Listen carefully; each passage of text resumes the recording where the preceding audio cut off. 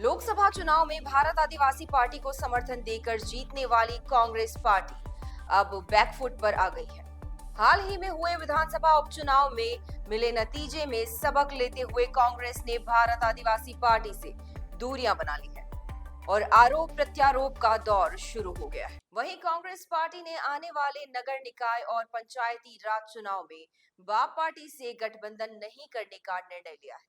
Congress party के प्रदेश अध्यक्ष गोविंद सिंह डोटासरा ने बांसवाड़ा डूंगरपुर के सांसद राजकुमार रौत के प्रधानमंत्री नरेंद्र मोदी, गृह मंत्री अमित शाह और नितिन गडकरी के साथ मुलाकात करने और फोटो खिंचाने को लेकर कहा कि हमने मोदी को हराने के लिए भारत आदिवासी पार्टी को समर्थन दिया था, लेकिन वह हमसे दूर होते जा रहे हैं और भाजपा के नेताओं से मेल मिलाप में जुट गए हैं।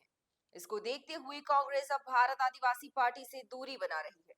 उन्होंने भारत आदिवासी पार्टी की अलग भील प्रदेश बनाने की मांग को भी खारिज करते हुए कहा कि यह पूरी तरह से गलत है।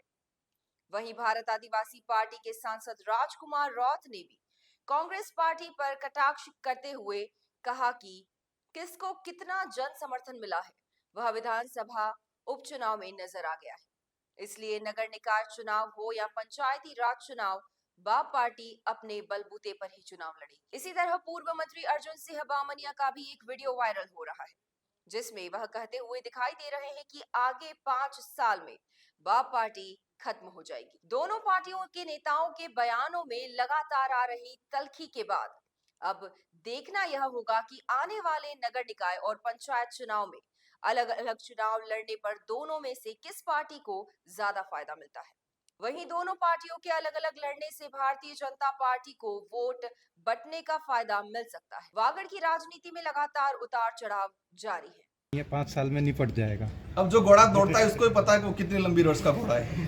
ठीक है, वो तो मैं क्या जनता तय करती है कि किसको राजनीतिक जो है एक लोकतांत्रिक दौड़ में किस घोड़े को कितना दौड़ाना है वो तय, उसकी नीति, उसकी सोच, उसके विचार करते हैं और साथ में जनता का बहुमत तय करता है। तो वो जनता तय करेगी और हमारी नीति, हमारे विचार और हमारे उद्देश्य तय करेंगे। विधानसभा चुनाव में तो बहुत अच्छा गठबंधन रहा था सर, और अब विधानसभा में लोकसभा में रहा था। लोकसभा में जो सिचुएशन जो बनी थी उस समय हम खुद मानते हैं कि कहीं के इंडिया अलायंस के कुछ लोगों का 100% नहीं कह सकते, कुछ लोग ऐसे भी थे अंदर खाने बीजेपी को काम कर रहे थे।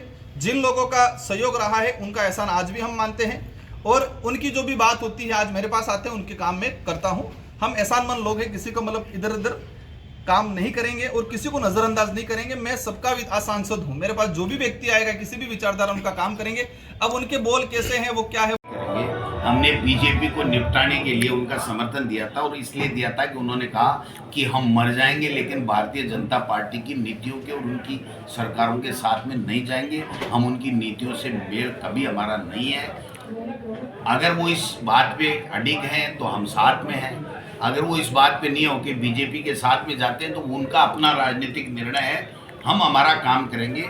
हम 36 कौमों को साथ लेकर के बाबा साहब ने जो संविधान दिया है उसके मुताबिक काम करेंगे और लोगों के साथ खड़े रहेंगे, उनके दुख तकलीफ में साथ रहेंगे, उनकी हक और अधिकार को दिलाने के लिए हम संघर्ष करेंगे। वर्तमान में एक सवाल सरकार और बात करके उनको समझाओ कि भाई कांग्रेस और बाप में क्या अंतर है,